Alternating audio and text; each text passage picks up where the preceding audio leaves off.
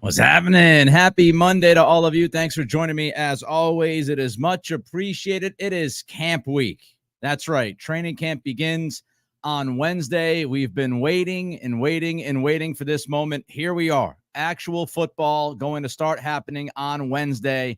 Should be a fantastic few weeks here as we get ready for the preseason joint practices in the middle of August with the Philadelphia Eagles. Preseason football should be awesome. Tons of content coming your way, whether it's right here on the YouTube channel, at the Patreon page, on 98.5 The Sports Hub. Just tons and tons of Patriots content for you as we get rolling. Don't forget to give us that thumbs up, like this channel, subscribe to this channel, comment on these videos. All those things help us. So like, comment, subscribe, rate, and review at Spotify and Apple Pods. And by the way, Spotify, my people over there, you can actually comment now on an episode and I can reply.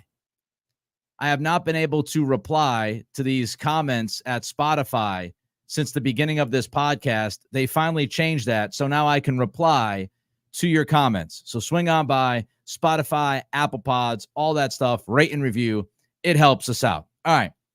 What we're going to do this week is I'm going to start with a Patriots training camp preview. And I want to preview the defense today.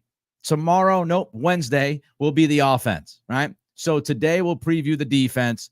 On Wednesday, we will preview the offense and get you ready for things that we're looking for, camp battles, how positions break down. But we start with the defense. And I want to look at position groups and then move on to bigger overarching questions as we get closer to the end of this podcast. So let's start with defensive end. And I believe at edge, you have to start with Matthew Judon. What is going to happen with Judon? What's going to happen with this contract situation? Is he going to be happy? Is he going to hold in? He says he's not going to hold in. The expectation is that Judon will be at camp starting on Wednesday, but we don't know that until it actually happens. So the Judon situation is something that we have to keep a close eye on. What is going to happen with him? Is he going to try to continue to put the Patriots over a barrel contractually? Is he going to try to move them towards his side? You have to imagine Judon's looking for a big-time contract extension. He's going to be 32 next month. He is somebody that's thinking about his football future. He knows that he might have only one deal left in him, so he's probably looking for a 3-year deal, at the most a 4-year deal. I would imagine the Patriots are not looking for a long-term contract extension for Judon. Maybe they're looking to tack on an extra year or whatever, but they're not looking for something that stretches 3 or 4 years. The interesting part of this is there's been no trade rumors. I mean, those things have not even come out. No one is saying anything about Judon being traded. I don't see any credible reporters saying that. The Patriots are talking to other teams about Judon, trying to trade him. Mike Reese said this morning, he has said consistently, he said it over the weekend on Twitter, that the Patriots are continuing to talk with Judon. Judon continues to talk with the Patriots. So there seems to be absolutely zero movement towards a trade of Judon.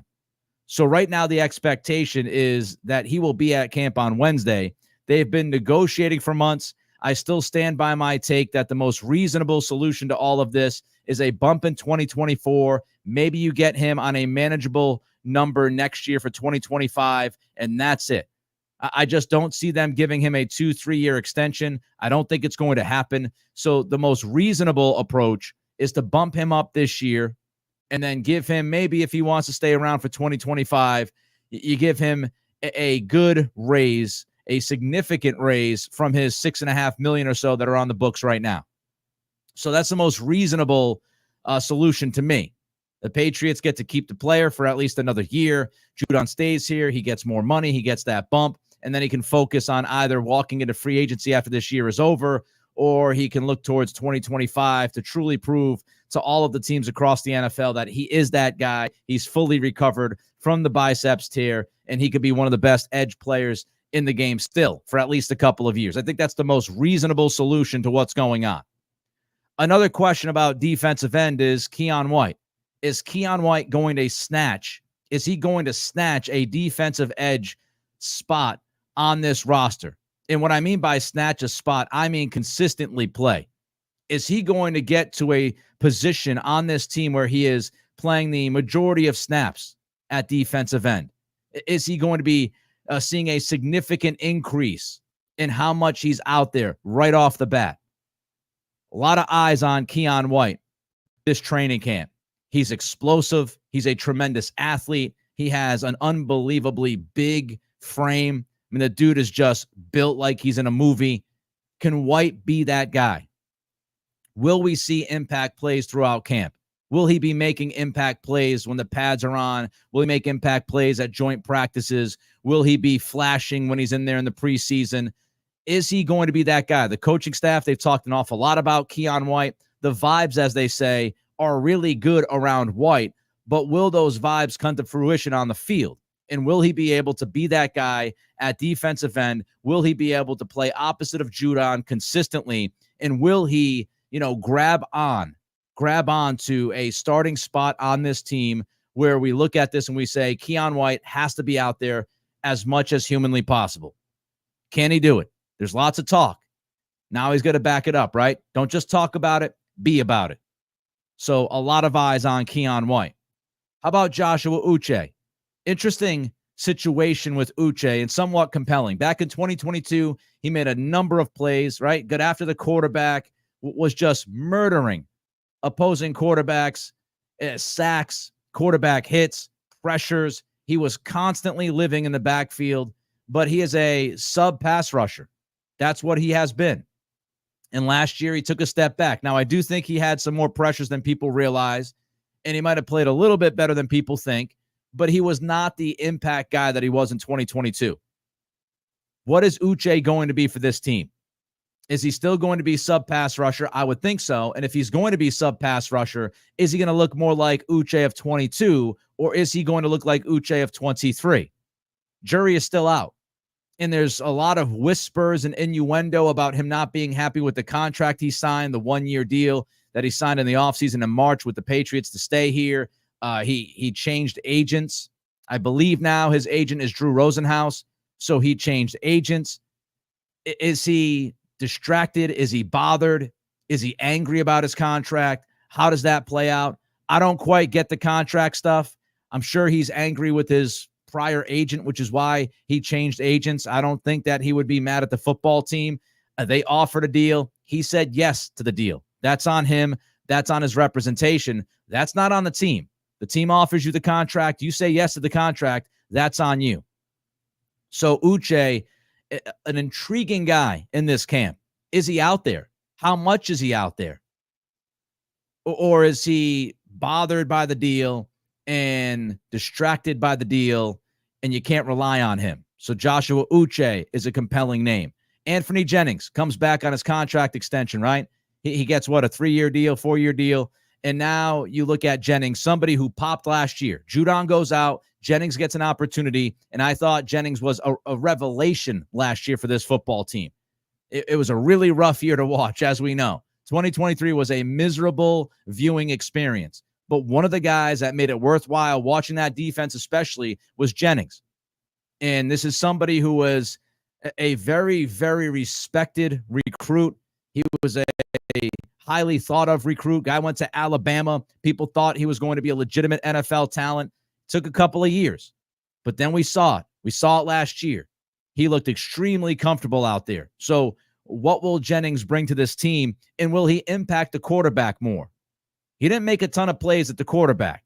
Very good on the edge as far as defending the run. He has a capability to contain that edge, make sure things don't get out of control. But will he impact the quarterback more? Will he make more plays in the backfield? That's the question for me with Jennings. And then we have Deatrich Wise. Is he battling for snaps at edge? Are you going to see Wise move more into the interior defensive line? He's gone back and forth throughout his Patriots career, right? He's played some end. He's played on the inside. Where is he going to sit? Where is he going to rest? If Keion White pops in training camp and Judon is fine and focused and not holding in and not causing issues, I imagine you'll have a lot of Judon and Keon White. So where does that leave Wise? Especially when you consider Uche, sub-pass rusher, you consider Jennings and what he will be doing. Where does Wise fit on this team? How many snaps will he get? He's in the last year of his deal. Is he going to be a very, very, very deep piece on the roster, the depth piece that you're looking at? Or is he going to get meaningful snaps? Will he get more meaningful snaps than we think? Probably depends on White and some others. All right, I'll get to the defensive line in a minute. As far as the interior defensive line, don't forget to like, comment, and subscribe to this podcast.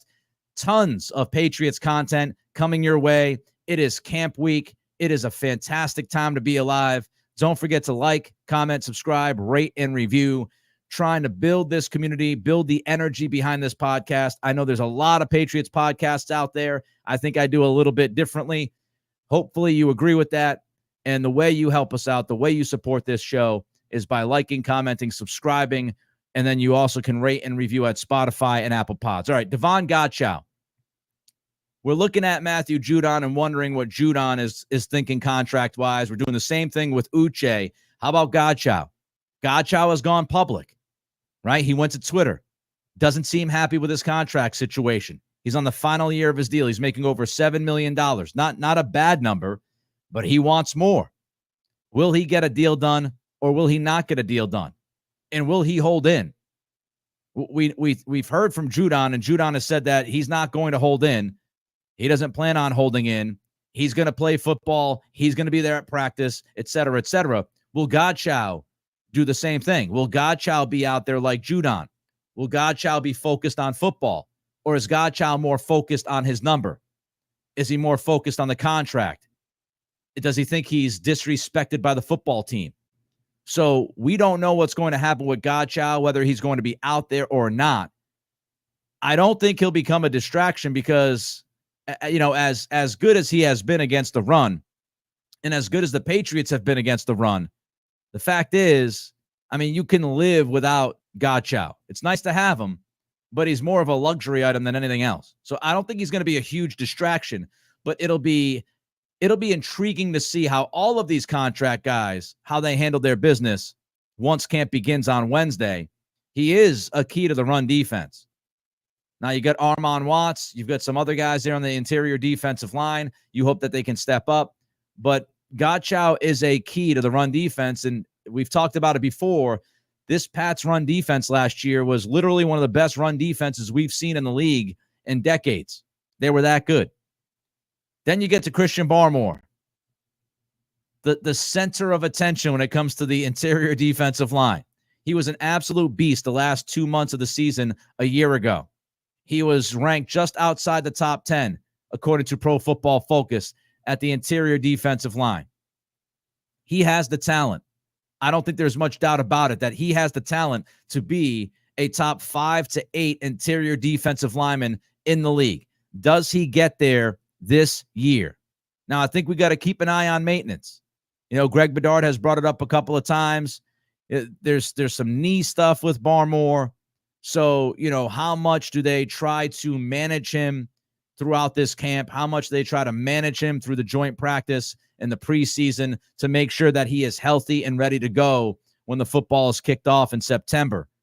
If he's healthy, I have zero doubt about Barmore's ability to ruin football games, to be a dominating force, an absolute impact player on the inside defensive line. We've talked about, this idea that offensive guards are getting more money. The offensive guard market is starting to explode. I was behind on it. But the Michael Wenu deal at, around $20 million per year, when you look at some of these other offensive guards that are getting paid in the NFL, they're getting paid $20 million per year. Wenu now is about 5th or 6th, I think, in offensive guard money. And that's because the league understands that interior pass rush is a problem now. And you're starting to see some of that interior pass rush. You see Chris Jones make a big difference with the Chiefs defense, right? When Jones is not out there, it's a different defense. When Jones is out there, it changes the entire dynamic. And you look at Aaron Donald in the Super Bowl year of the Rams and the fact they got to the Super Bowl against the Patriots a couple years before that. And you see how much of a difference an interior defensive lineman can make with a defense. Getting that pass rush up the middle, nothing bothers a quarterback more than getting that interior pass rush. Nothing. We saw it with Brady. We see it with every quarterback. And Barmore, with the contract extension, he's going to be happy. He got his money. The last 2 months of last year, he has to be a top 10 interior defensive lineman this year, as long as he's healthy. He's got to be that guy. Got to be that guy. All right, now we jump back to linebacker, second-level stuff. How will Jelani Tavai be moving? We know he got a contract extension a couple of weeks ago, so obviously the team feels good about his health. They think he's going to be out there. He had his best season in the league last year. There's no doubt. He has continued to get better. What do you get from Tavai? He was a minicamp injury. He wasn't out there. He was held out of practice. Is he back out there on Wednesday? If so, does he look like his normal self? But I think Tavai, he's set. I don't have many questions about Tavai. He is what he is. He's a good, solid player. He is absolutely capable of starting in this league. It's not a bad thing if you have him out there starting on the second level, coming off of his best season. Hopefully that propels him to be even better this year. He gets the contract, as I said, so he's happy just like Barmore's happy. Then you've got old steady, Jawan Bentley. You know, he's not the greatest in coverage. You know, maybe a little bit better than people think, but he's not the greatest in coverage. But I don't have many questions about Bentley if he's healthy. We know who he is. We know what he does. He's effective at what he does. He will be out there. He will be steady. The most interesting part about the linebacker position to me is twofold. Number one, Sione Takitaki. What is Takitaki going to give you? Does he carve out a role?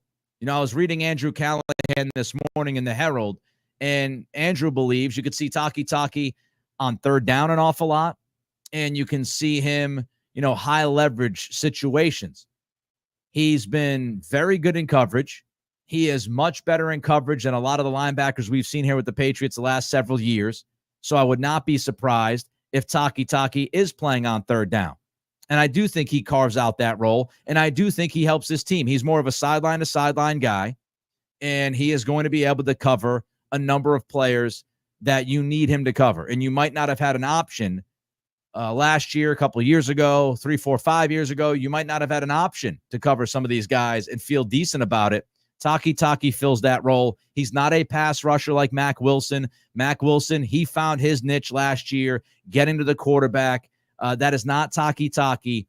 I think he'll make more plays than people think, Takitaki, but I don't think he's that kind of guy like Mack Wilson was, where you put him on the edge and you let him pin back his ears and get after the quarterback. I don't think you'll see a lot of that, but he will be good in coverage. He'll be effective on third down, and he should be solid. Really, that's how I feel about the linebacker position with the Patriots, right? I wouldn't call them dynamic. I wouldn't call them superior, spectacular. I'd call them solid. They're very solid at what they do. And Bentley's solid. Tavai is solid on early downs, those guys. You can move Tavai to the end a little bit. We've seen that. Takitaki will be solid as a third down linebacker in coverage. Just steady and solid. And then the other question that we have to ask about the linebacker position is the hybrid safety role, right? Like, how much will we see Jabril Peppers down in the box? How much will we see Kyle Duggar down there in the box? How do they play a role? Marte Mapu, I'll talk about him a little bit later. What is Mapu? Is Mapu going to play some linebacker?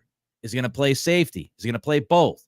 So there are some interesting pieces that the Patriots can throw out there as quote-unquote linebackers, but really they're playing hybrid roles to go along with the steady Tavai, Bentley, and Takitaki. Cornerbacks, Christian Gonzalez, just get through camp healthy. I don't have any questions about Gonzalez. I don't think any of you have any questions about Gonzalez. The guy is a stud. He had one of the most impressive first months that you'll see from a rookie, especially at that position. I don't think there's a lot of questions about Christian Gonzalez. Just get through camp healthy. You get through camp healthy, we're all feeling good about Gonzo's ability. To me, and you might feel differently about this, and let me know in the comments and let me know how you feel about this. The most intriguing guy this camp in the secondary is Alex Austin. Alex Austin, to me, is the most intriguing player in the secondary because he looked good at minicamp. He showed flashes towards the end of last year, and he is somebody that, when you watch, when he's at his best, you say to yourself, he could be a number 2 cornerback in this league. He could be a number 2 outside corner. Alex Austin is pivotal in this training camp. He is one of the top 3 to 4 or 5 guys that I'm watching at camp, and I am paying close attention to, because if Austin can win that outside cornerback 2 spot, it allows you to change a number of things defensively in that secondary. Alex Austin could play a big role. Isaiah Bolden could also play a big role. Where is he at in his development? He was having a really good camp last year, was getting through the preseason, looked like he was going to make the roster, had the serious injury in the preseason game, ended his year. He's back now. How does Bolden look? So Alex Austin, Isaiah Bolden, those 2 young outside corners, those guys that can play in that spot where Jonathan Jones has been, how do they look? And do they take a spot on this roster? Does Alex Austin say, this is now my job? Because if one of those 2 guys earn that outside cornerback 2 position, now you wonder who plays slot. And that's something else we have to look at during camp. If Austin and Bolden are performing and they look like they're making this team, and they look like, one of those 2 guys is going to start opposite of Gonzalez on the outside, if that is the case, now we start to pay attention to the slot cornerback position. Who is going to play the slot? Is it going to be Jonathan Jones? Is it going to be, Marcus Jones? Who is going to play that slot corner? You could see Marcus slide over and play that spot. You could see Jonathan Jones slide over and play that slot. And out of those 2 guys, it's the trickle-down effect, right? It's the domino effect. If Austin or Bolden work out at outside corner 2, who takes the slot corner position? Because the guy who doesn't get the slot corner position, I think, could easily slide back and be your free safety, or at least play some snaps at free safety. So if it's Marcus Jones in the slot, you could see Jonathan Jones at that free safety role. If Jonathan Jones takes the slot, you could see Marcus Jones in that free safety role. So let's talk about safety. Does Jalen Hawkins keep playing? Does he earn a spot? Does he play more snaps than we thought he was going to play when he signed the 1-year deal in the offseason? Because I'll tell you right now, Hawkins was out there a decent amount at minicamp, and he looked like he knew what he was doing. So does Jalen Hawkins play a role? I think he could. I think he could absolutely play a role at free safety. So you've got some options. I don't know if any of those options are necessarily excellent, but you have options. And again, you've got this defense as a whole. We expect it to be one of the best defenses in football, I would imagine, right? Should be a top 10 defense, I would think, if they stay healthy. So you don't need spectacular at every spot. But if you have Marcus Jones, Jonathan Jones, one of those guys playing slot, Alex Austin outside cornerback 2, Christian Gonzalez outside cornerback 1, now you've got your pick, right? You can play Hawkins at free safety. You can play Jonathan Jones. You can play Marcus Jones. Do you play Duggar back there at times? I want Duggar. I've said it before. I want Duggar closer to the line of scrimmage this year. That's where he's most comfortable. That's where he's played his best. That's where he makes the most impact. But you could play Duggar back there. You've got Jabril Peppers, who we haven't even brought up yet. And Jabril, to me, he's one of my favorite players on this team. He's a joy to watch. And he had a tremendous year last season. So you have Jabril Peppers. You have Jalen Hawkins. You have all of these different pieces that you can use in this secondary. And that's why I think this secondary is the deepest position group on this team, because you have a number of guys who can play different spots. And I think you end up with a solid outside cornerback too, whether it's Jonathan Jones or it's Austin or it's Bolden. One of those 3 guys I feel fine with, as long as Gonzalez is healthy. Gonzalez is a shutdown corner. Jonathan Jones, Alex Austin, Isaiah Bolden, those guys right there, you will have at least somebody who's good enough to man the second corner spot. Because if Gonzalez is who he is, and we know he is who he is, if he's healthy, then you can devote extra help to that outside cornerback too if you need to. So I think this secondary is deep. I think it's flexible. I think it's versatile. I think they've got some really good talent. Peppers is on a contract. I expect him to have a great camp. And Marte Mapu, interesting guy. We brought him up as a possibility at linebacker. He's a possibility at safety. Do they start getting something from Mapu? He is a big guy. He's a good athlete. He's very, very intelligent. Is this the year that Mapu kind of steps up? Second year in the league, is not having to deal with an injury. Don't forget, during last year's camp season, he's dealing with the injury. All he could do was take mental reps. If he can stay healthy, he stays out there on the field. Mapu is a very interesting player on this team. Where does he play? Is he ready to play? How much of an impact can he make? So, eyes on Mapu as well. Fascinating dude to watch. All right, before I get to some overarching questions about this defense as we get ready for camp on Wednesday, I'll be back on 98.5 The Sports Hub tomorrow night, 7 to 11. It is a full show, and I'm telling you right now, we are going to do a bunch of Patriots talk. I might even do all 4 hours on the Patriots. Depending on what happens, of course, if there's breaking news, something goes down, I might have to pivot a little bit. But tomorrow night, I'll be on 98.5 The Sports Hub, and it is going to be a ton of Patriots talk. We'll be on YouTube at 98.5. You can catch us on the dial. You can catch us online. So tomorrow night, 7 to 11, I'm focused on the Patriots for tomorrow night's show. And I'll have Alex Barth in studio for a full hour from 8 to 9 tomorrow night. So not only a lot of Patriots talk tomorrow night on 98.5, you get myself and Alex Barth in the studio for a full hour from 8 to 9. Should be a great night of football talk. So tomorrow night, don't forget, 98.5 The Sports Hub, 7 to 11. I'm filling in for Joe Murray. Tons of Pats. All right. Getting ready for the overarching questions. Like, comment, subscribe. If you like the video, you like the content, maybe you kind of sort of like me, you can give us that thumbs up on YouTube. That's how the algorithm works. I've given you the spiel. Like, comment, subscribe, and on Spotify, Apple Pods, rate and review. All right, some overarching questions about this defense. Let's start with the coaching situation. Gerard Mayo, as we know, first-time head coach. Worked with the linebackers, also worked heavily in game planning over the last few years with this defense. How much will Mayo contribute? Will Mayo be in the room as much as Belichick was?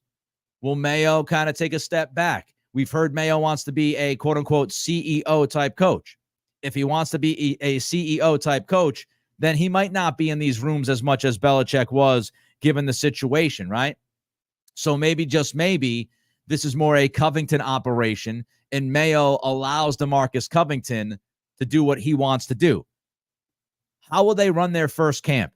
What will Mayo's first camp look like? We know that he's starting these practices later than Belichick did. What will Covington do here in his first camp? How much will he press down on the gas pedal? We don't know what's going to happen here.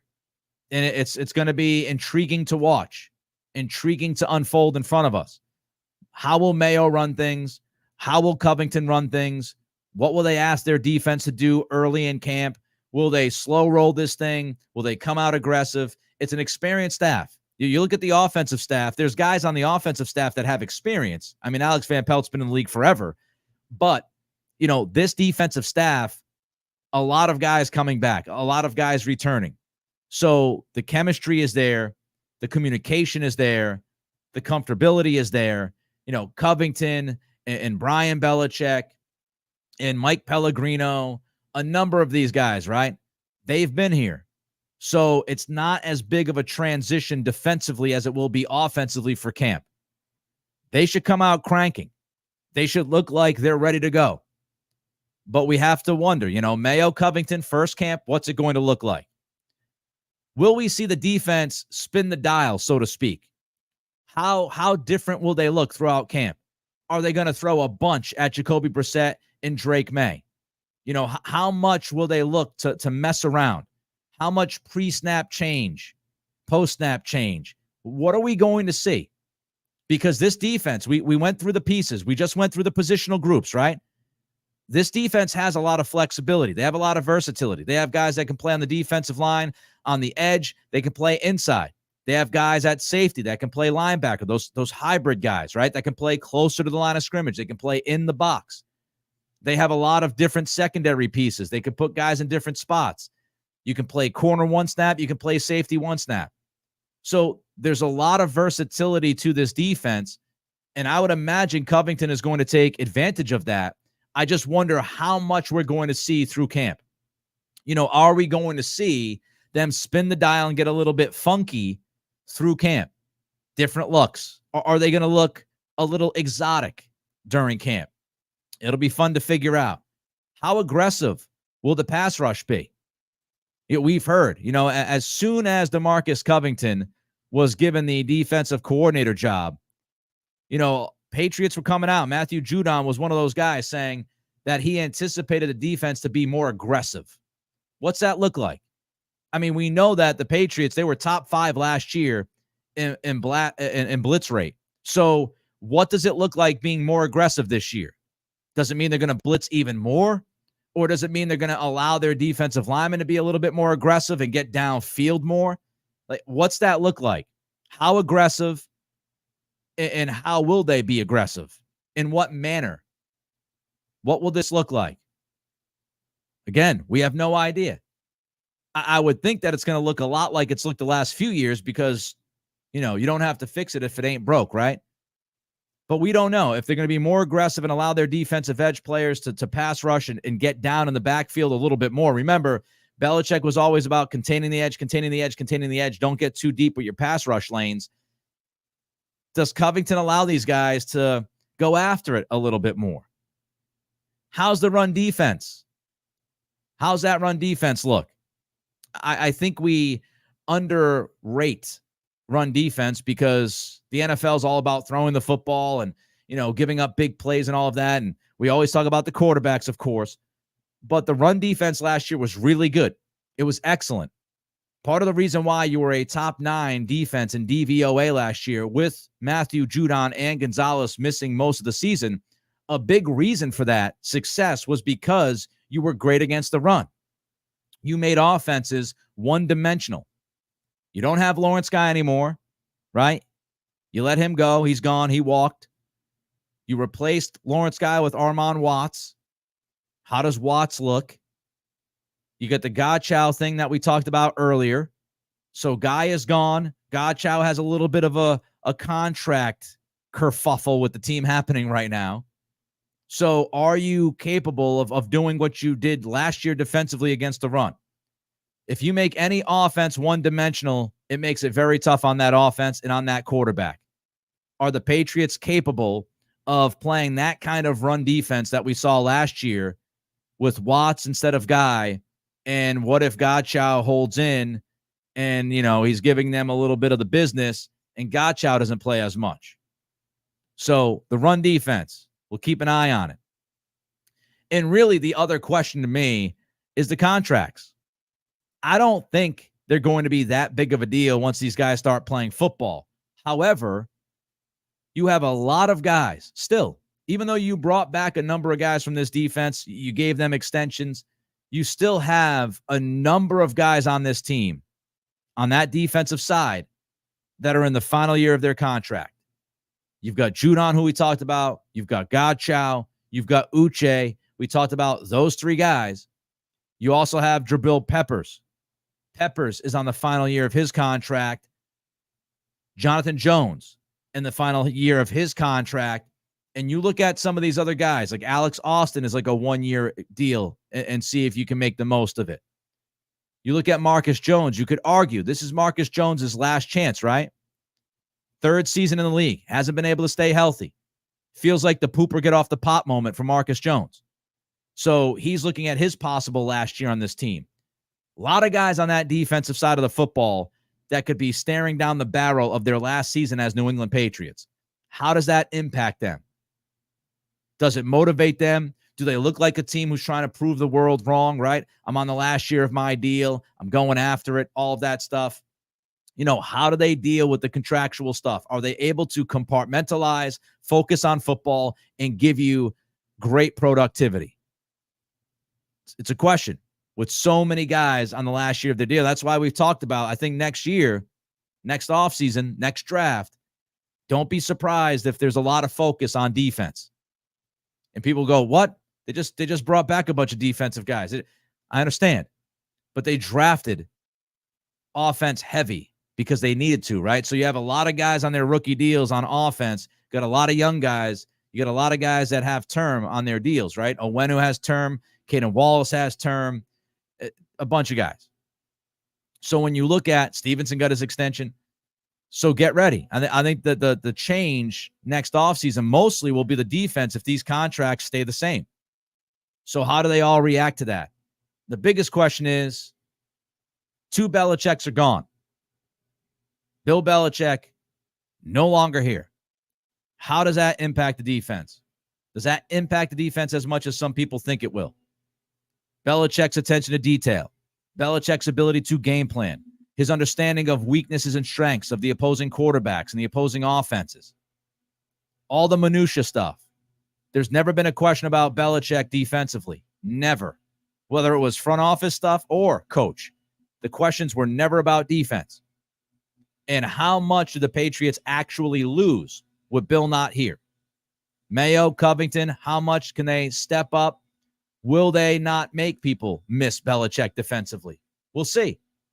I think Covington was the right guy.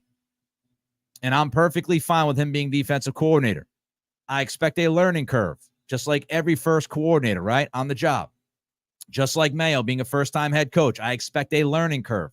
They're not going to jump into the deep end of the pool and know everything right away. But how much do you lose with Bill? And how much do you lose with Steve Belichick no longer here? Belichick did a fantastic job with play calling. A lot of people, talk crap about Steve Belichick because he was Bill's son, right? Nepo baby. Does he really deserve to be the defensive coordinator? Does he know what he's doing with the play calling? I thought he was excellent. He was especially excellent last year, given the injuries. So you don't only lose Bill, but you also lose Steve.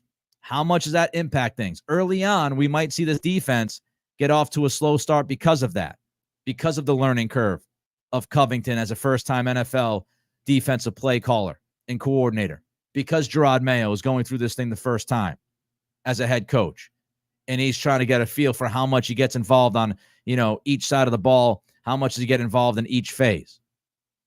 So a lot of interesting things to look at defensively as we get ready for camp on Wednesday. Don't forget, I'll be on 98.5 The Sports Hub tomorrow night. Tons of Patriots content. I mean, tons. Alex Barth will be with me from 8 to 9 in studio. I'm working 7 to 11 tomorrow night for Joe Murray, so you don't want to miss that. Tomorrow night, 98.5. I'll be back here on Wednesday morning at 11 a.m. We will preview the offense. We'll be talking about the offense as camp actually starts on Wednesday at 11 a.m. So looking towards the offense, Jalen Polk, Drake May, Jacoby Brissett, Alex Van Pelt, a lot of interesting things to talk about regarding the offense. We're back at 11 a.m. on Wednesday. Don't forget to give us that thumbs up, like, comment, subscribe, rate, and review. Everybody have a great rest of your Monday. Until next time, it's the Nick Cattle Show.